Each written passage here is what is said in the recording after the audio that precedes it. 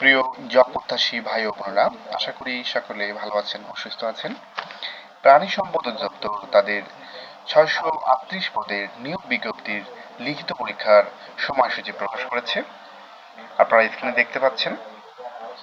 প্রাণী সম্পদ অধিদপ্তরের 17/4/2024 তারিখে 33/01/00/101/845 24,821 সংখ্যক স্মারকে জারিকৃত নিয়োগ বিজ্ঞপ্তির আলোকে নিয়োগ কমিটির 4/6/2024 তারিখের সভার সিদ্ধান্ত মোতাবেক ক্যাশিয়ার, অফিস সহকারী কাম কম্পিউটার মুদ্রাক্ষরিক, ল্যাবরেটরি টেকনিশিয়ান নিম্ন স্কেল, স্টোর কিপার, সহকারী স্টোর কিপার, সহকারী গুদামরক্ষক পদের প্রাক নির্বাচনী পরীক্ষা এবং driver tractor, milk van driver, tractor driver, driver trolley, driver lorry, pickup driver, driver pump চালক পদের লিখিত পরীক্ষা আগামী 19/7/2024 তারিখে শুক্রবার সকাল 10 ঘটিকা হতে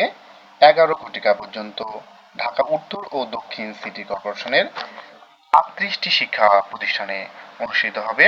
উক্ত পরীক্ষার প্রবেশপত্র আগামী 12/7/2024 তারিখে দুপুর 12:30 পর হতে প্রাণী সম্পদ অধিদপ্তরের ওয়েবসাইট www.job.dls.gov.bd ওয়েবসাইট থেকে সংগ্রহ করার জন্য সংশ্লিষ্ট সকলকে অনুরোধ করা হলো। উল্লেখ্য, ক্যাশিয়ার, অফিস সহকারী কাম কম্পিউটার মুদ্রাক্ষরিক, ল্যাবরেটরি টেকনিশিয়ান নিম্ন স্কেল, স্টোর কিপার, সহকারী স্টোর কিপার, সহকারী গুদামরক্ষক পদের জন্য একই প্রশ্নপত্রের মাধ্যমে পরীক্ষা গ্রহণ করা হবে বিধায় একাধিক পদের আবেদনকারীর ক্ষেত্রে যে কোনো একটি পদের বিপরীতে প্রাক নির্বাচনী পরীক্ষায় অংশগ্রহণ করলেই আবেদিত সকল পদের জন্য মেরিট অনুযায়ী প্রার্থী মূল্যায়িত হবেন।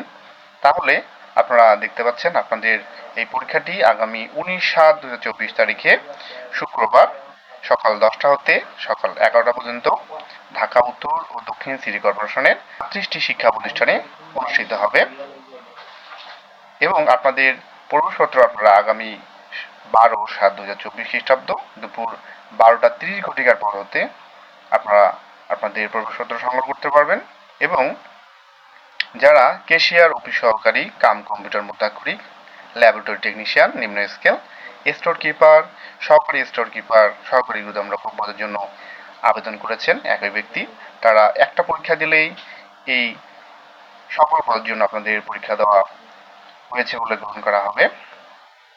সকলে ভালোভাবে প্রস্তুতি নেন এবং ভালোভাবে পরীক্ষা দেন। সকলের জন্য অনেক শুভকামনা। সকলকে অনেক ধন্যবাদ।